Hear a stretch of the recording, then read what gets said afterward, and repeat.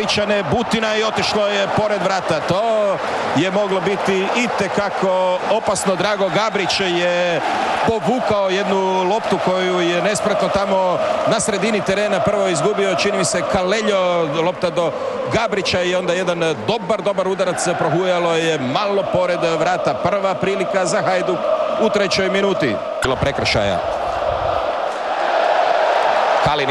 Kalinić ispred Barbarića. Kalinić i brani Tomo Butina.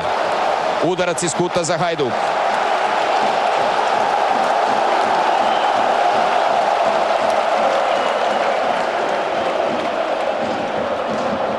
Dobra lopta sada iza leđa Dinamovih stopera. Sada nema zaleđa. Kalinić i otišlo je preko vrata Nikola Kalinić. Velika prilika, vjerujem da ćemo vidjeti još jednom tu situaciju. Lopta ubačena u prostor. Kalinić se šulja ovdje iza leđa Dinamovih braniča. Ovaj put također je dobro to prihvatio, ali onda udarac nije bio precizan. Andrić je izbacio tu loptu. Barbarić ovaj put ne pazi dobro na Kalinića, ali taj udarac huji poviše grede vrata Tomislava Butine.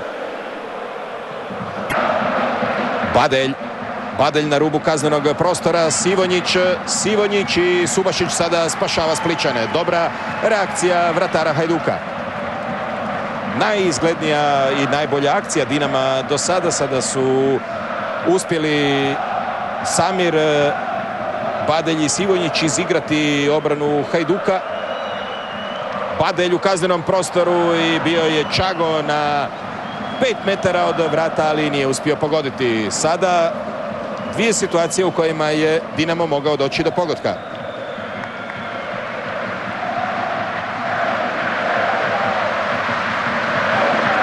Pogledamo još jednom kako je to odigrano. Badelj fino i Čago potpuno sam. Ruke na leđo sada je stavio Kaleljo. Andrić, pokušaj Andrića i sada vratnica zaustavlja ovaj slobodni udarac Andrića. Dobro je to gađao kapetan Hajduka u posljednjim trenucima prvog dijela. Dosta sreće za Dinamo i na poluvrijeme, na odmor odlazi se bez pogodaka 0-0. Vjerujem da će za koji trenutak i Viki imati sugovornika.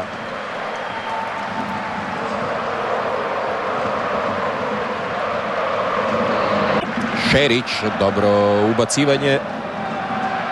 Gabrić nije pogodio volej. Čista situacija sada za Dragu Gabrića u 52. minuti. Ovo je, mislim, ipak najizglednija prilika za Hajduk ovdje. Hrgović je krenuo na Ibričića. Drago Gabrić, nogometaški potez bez čekanja iz prve voleje, ali nije ga uspio pogoditi, nije uspio stisnuti. Ostaje 0-0.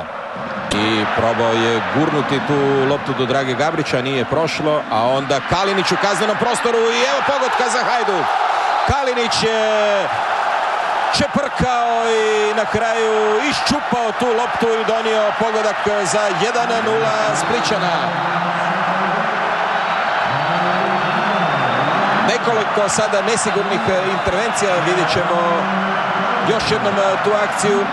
Nije uspio loptu izbiti Lovren, blokirao je to Kalinić i onda čini mi se onako etovski špicom, vrlo vjerojatno otkriće nam to ovaj kut i špicom šalje tu loptu u mrežu Kalinić za 1-0 Hajduka. Gabrić. Ubačaj Gabrića i 2-0 vodi Hajduk.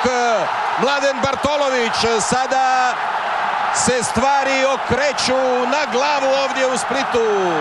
Bartolović donosi pogodak za 2-0. Ono što Hajduk nije uspio napraviti u prvih 45 minuta, sada u 2 minute nastavka Hajduk dolazi do goleme prednosti, do 2-0 i sasvim otvara pitanje pobjednika Hrvatskog nogometnog kupa. Odličan ubačaj je bio Drage Gabrića. Na drugoj strani ostavljen sam, zaboravljen Bartolović koji posprema to za 2:0 Splićana.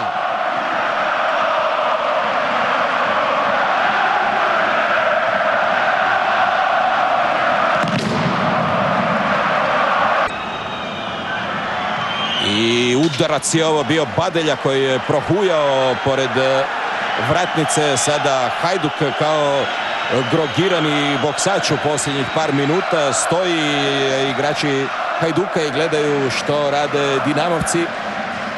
Više prijetnji Dinama u ove 2-3 minute nego u cijeloj dosadašnjoj utakmici. Bartolović, strelac drugog pogotka za Hajduk. Dobra lopta za Kalinića. Kalinić pred vratima i 3:0 Hajduk.